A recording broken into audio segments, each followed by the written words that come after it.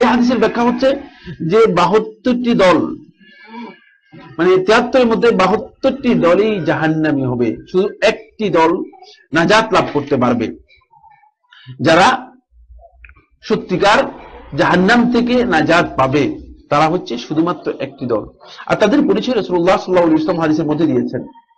একটি হাদিসের মধ্যে বলেছেন, ক্বালু ইয়া রাসূলুল্লাহ ওয়া হি, তারা প্রশ্ন করলেন, হে আল্লাহর রাসূল সাল্লাল্লাহু আলাইহি ওয়াসাল্লাম, ওই দলটা কি, ও কারা ওই দল? তখন রাসূলুল্লাহ সাল্লাল্লাহু আলাইহি ওয়াসাল্লাম প্রশ্ন উত্তর বলে, হিয়াল জামাআহ, এটা হচ্ছে জামাত। এটা কি জামাত? আবার জামাত বলতে মানে আপনারা আবার কি বুঝে গেছেন কে জানে, আমরা তো মানে ভালোই বুঝে যান। জামাত বলতে কোনো সুনির্দিষ্ট দল নয়, বুঝে আসছে কি?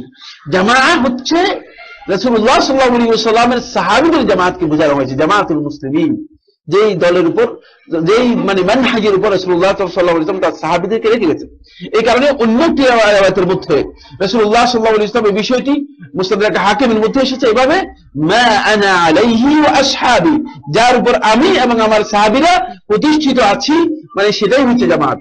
সুতরাং সেখানে রাসূলুল্লাহ সাল্লাল্লাহু আলাইহি ওয়াসাল্লাম এভাবে পরিচয় করে দিয়েছেন। এখানে একটি গুরুত্বপূর্ণ তথ্য আপনাদেরকে দেব, এই বিষয়টি খুবই গুরুত্বপূর্ণ। সেটা হলো রাসূলুল্লাহ সাল্লাল্লাহু আলাইহি ওয়াসাল্লাম এদের পরিচয় কোরআন এবং সুন্নাহর মাধ্যমে দিলেন না, কোন সুনির্দিষ্ট মূলনীতির মাধ্যমে দিলেন না। বুঝে আসছে কিনা? কোন মূলনীতি বলে দিলেন না যে এই মূলনীতি, এটা বলেন না, বরং একটা গ্রুপকে নির্দিষ্ট করে দিলেন। কেন? যাতে করে উম্মার একজন জাহিল ব্যক্তি নির্ধারণ করতে পারে যে কারা নাজাত লাভ করতে পারবে। যারা সাহাবীদের অনুসরণ করবে তারাই শুধু নাজাত লাভ করবে। বুঝে আসছে কিনা?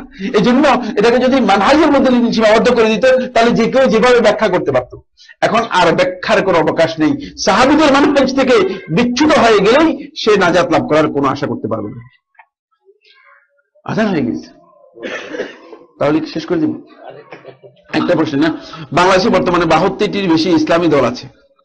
এই দলগুলো সম্পর্কে না, ইসলামী দল যেগুলো, এগুলো শুধু টাকা খাবার দল। বুঝে আসছে কিনা? টাকা দিলেই দল বানাতে পারেন। টাকা দিলে আমার একটা কিছু টাকা দেন নিয়ে আসে, কেউ আমাদেরকে দেনার জন্য হয় না, আর কিন্তু তাহলে দেখবেন একটা দল বানাই দিচ্ছি। আল্লাহ তাআলা আমাদেরকে হেফাজত করুন, আল্লাহ তাআলা হেফাজত করুন।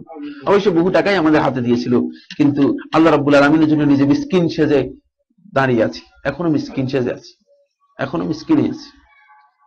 এই দলগুলো সম্পর্কে এগুলো ওই বললাম না, এগুলো শুধুমাত্র দুনিয়ার হতাম, দুনিয়ার এই নিকৃষ্টতম বস্তুগুলো মানে নিয়ে কাড়াকাড়ি করা।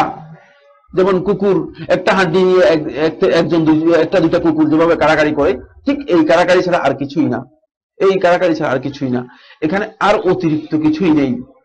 একটি দলের মধ্যে সেই মানহাজ দাওয়াতের নেই, এবং মানহাজ সম্পর্কে অধিকাংশ লোক জানেও না।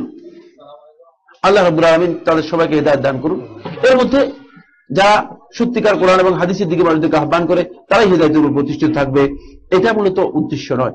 এখানে যে ফেরকার কথা বলা হয়েছে, এই ফেরকা হচ্ছে আকীদাগত দিক থেকে যারা ফেরকাবাদীতে লিপ্ত হয়ে গেছে তাদের কথা বলা হয়েছে। এটা হচ্ছে রাজনৈতিক দল, বিভিন্ন দল হবে এবং আরো অনেক দল হবে, শত শত দল হবে। আমরা কোন দলের অনুসারী হব? ওই যে আমরা তো আমাদের দলের অনুসারী হব না, আমরা দলের অনুসারী হব না, আমরা মানহাজের অনুসারী হব। সেই মানহাজটা হচ্ছে সাহাবীদের মানহাজ, যার উপর সাহাবীরা প্রতিষ্ঠিত ছিলেন, এবং যেখানে আল্লাহ রাসূল সাল্লাল্লাহু আলাইহি ওয়াসাল্লাম নাজাতের কথা বলেছেন, যেখানে আল্লাহ রাসূল সাল্লাল্লাহু আলাইহি ওয়াসাল্লাম নাজাতের কথা বলেছেন। আসসালামু